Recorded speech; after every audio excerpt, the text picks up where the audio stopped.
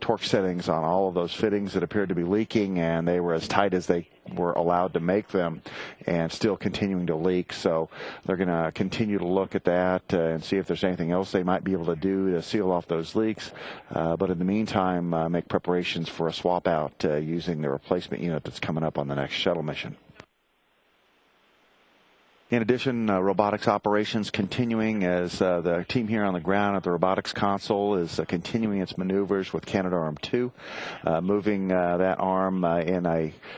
walk-off procedure. It had been based on the mobile transporter that runs up and down the rail system along the space station's truss structure. That truss structure connects the station's habitable modules to its electrically generating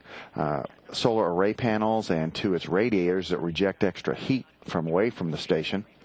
And this walk-off is to prepare for the first activities of the STS-130 mission of Discovery, again scheduled to launch on April the 5th and dock 2 days later with the space station. It's going to be, it's walked off now, and its new base is on the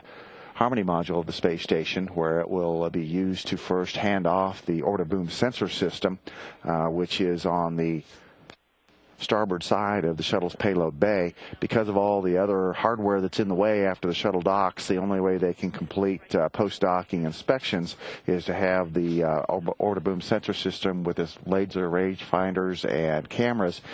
handed off to the station arm, which will then take it and move it into a position that the shuttle arm can grapple the orbiter boom sensor system and be ready to use it before they undock for final inspections. That process will be reversed after those inspections are complete, if needed, and then the shuttle's arm will hand it back to the station's arm and then move into position to put it away in the payload bay, and then the station's arm will hand it off to the shuttle's arm, which will then stow it in the payload bay for the return home to Earth. Right now, the shuttle the International Space Station is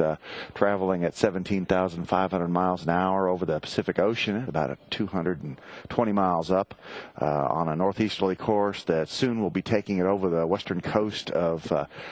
the United States. This particular crossing will take it over the coast in the area of San Jose, California, and then almost directly overhead of one of NASA's research center, the NASA Ames Research Center in Mountain View, California, just to the south of San Francisco and San Francisco Bay.